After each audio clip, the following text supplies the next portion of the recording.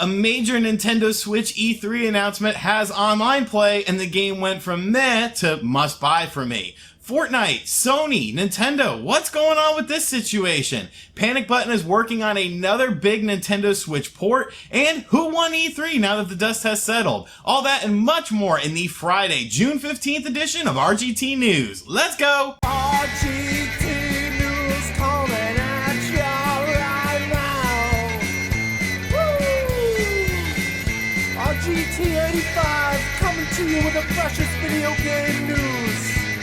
Now take it away.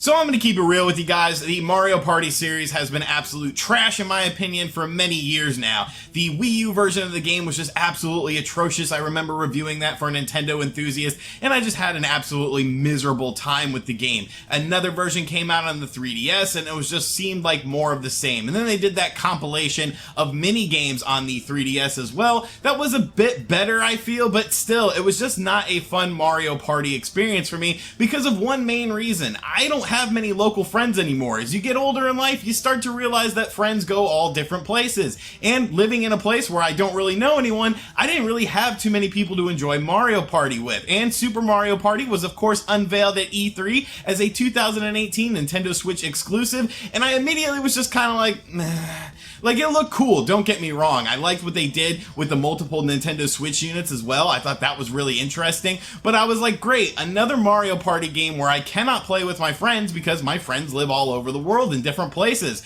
Well, folks, Nintendo must have got the message. Nintendo must have got the memo loud and clear. Because during the Treehouse presentation on Thursday, it was revealed that Super Mario Party will actually have online play. Yes, you'll be able to play with your friends all across the world. And on top of that, there's actually going to be online leaderboards as well. So now this game pretty much went from I don't really care to oh wow, I think I'm gonna pick this up because of the simple inclusion of online. It's such a small and simple thing, yet it makes the game so much more accessible to so many different people. You don't have to worry about local multiplayer. And yes, I do love local multiplayer, don't get me wrong, but I also love the option to play with my friends worldwide. And the fact that they're adding in this addition to the game, yes, it's a minor thing. Yes, it should have been done a long time ago, but now that it's here, I'm very excited for it. So Super Mario Party for the Nintendo Switch will have online play, will have online leaderboards, and honestly went from a game that I really didn't care about at all to a game that's definitely on my radar. So are you excited to check out the online multiplayer in Super Mario Party? Let me know in the comments section down below.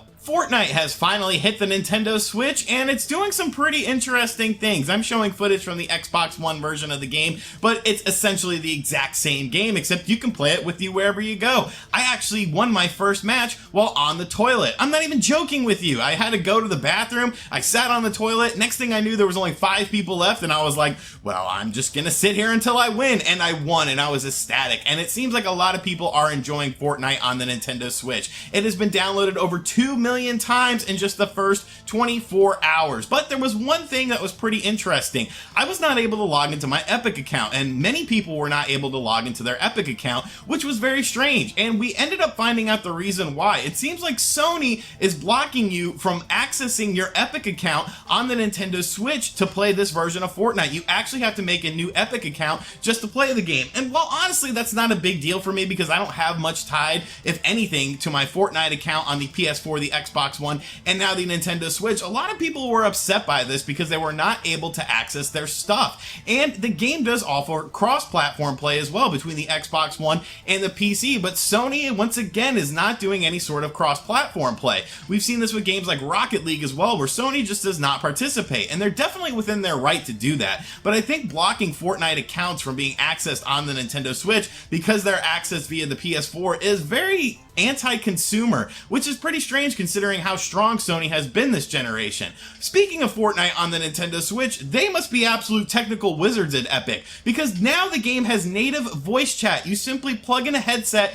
and you can use voice chat in the game. No need for the stupid Nintendo Switch online app on the phone, no need for the stupid headset. And it really makes me wonder, how did they do this, yet Nintendo themselves didn't do this with Splatoon 2, or even Starbreeze with Payday 2. Starbreeze pretty much came out and said, oh, we want want to use voice chat, but we have to use Nintendo's voice chat app, which seems like it was actually a lie, because if Epic was allowed to do this and put it in Fortnite after literally one day of the game being on the market, why couldn't Payday 2 Starbreeze do this as well to add it to the game? It would have made the game a hell of a lot better. You wouldn't have had to use Discord or Skype, which I don't mind doing, but a lot of people do, especially with the convenience factor. So yes, Fortnite has native voice chat on the Nintendo Switch, making it the first game to do that, which is pretty cool in my opinion. Hopefully more developers will do this, but there's definitely a lot of questions left over from this. Why is Nintendo and why is Starbreeze not putting this in their own games? The Last of Us 2 was at E3 2018 and looked absolutely fantastic. Was definitely one of my favorite games of the presentation, which says a lot because I was not a huge fan of The Last of Us 1. I thought it was a good game, a very solid game, you know, a solid 8 or so, but I did not think it was this great masterpiece like many people had thought it was, but that is just my opinion. Well, obviously a lot of people disagree with me on this because The Last of Us has now sold over 17 million copies across the PS3 and the PS4, which is absolutely insane considering this is predominantly a single player experience. There is online, and the online did get much better as the game aged a bit. They put some more time into the online construct of the game, but really at the heart of the core of the matter, it's really a single player experience. And to see a single player game like this doing so well just shows that single player games aren't going anywhere. And The Last of Us 2 I think is going to be another great addition, but definitely impressive to see The Last of Us sell 17 million units across the PS3 and the PS4 so far.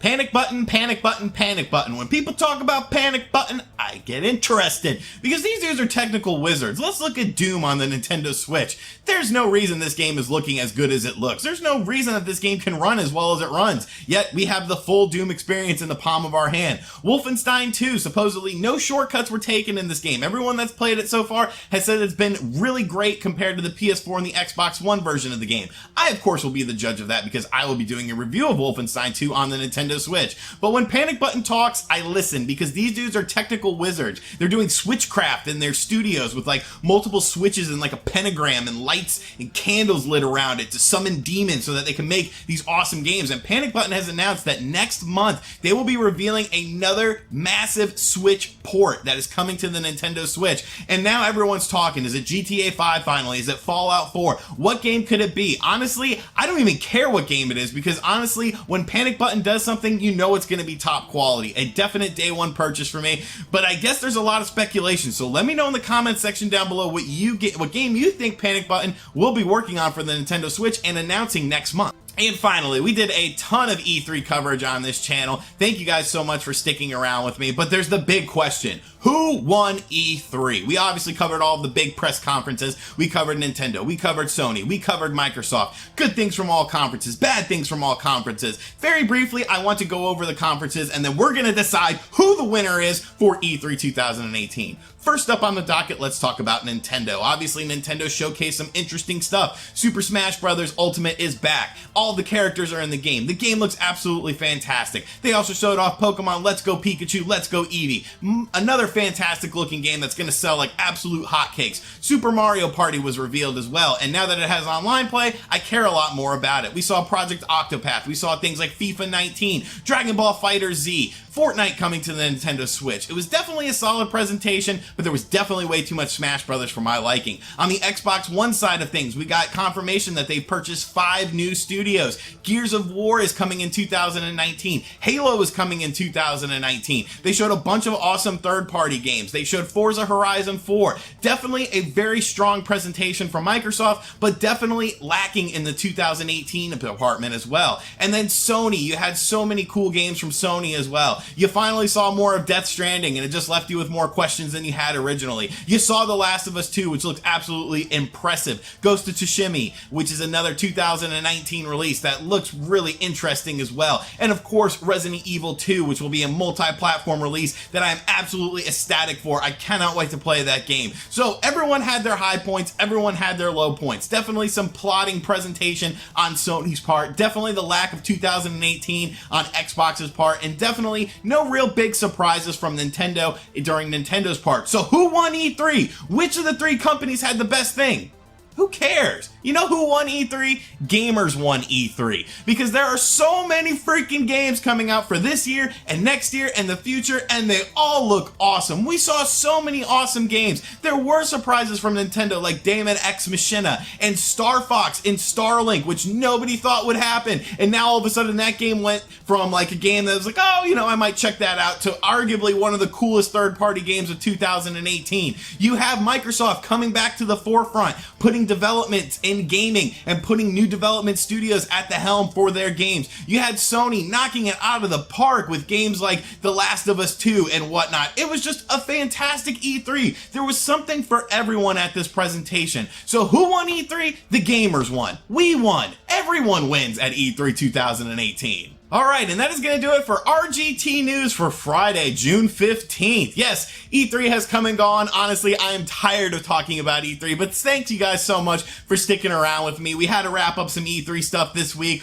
but now we're getting back to our normal stuff. I will be going out of town next week for Too Many Games 2018. I'll be doing an announcement video on that very soon, so make sure you guys tune in to the videos next week. I'm going to have stuff scheduled. I may not be able to do an RGT News for Friday because I will be leaving Thursday to go to my hotel, but we will see. There will be content on the channel though, of course, because this is all I do and that's really all I care to do nowadays. So let me know in the comment section down below who you think won E3, what you think of Super Mario Party having online, The Last of Us sales, and thank you for checking out this video. As always, if you haven't yet, make sure you subscribe to the channel and turn on notifications. RGT News is pretty much every Wednesday and Friday morning at 9 a.m. sharp Eastern time, and of course there's a ton of reviews coming up. I have so much work to do this weekend in preparation for next weekend, so make sure you guys keep it locked and loaded on RGT85, and I will catch you guys on the next video. Later. RGT!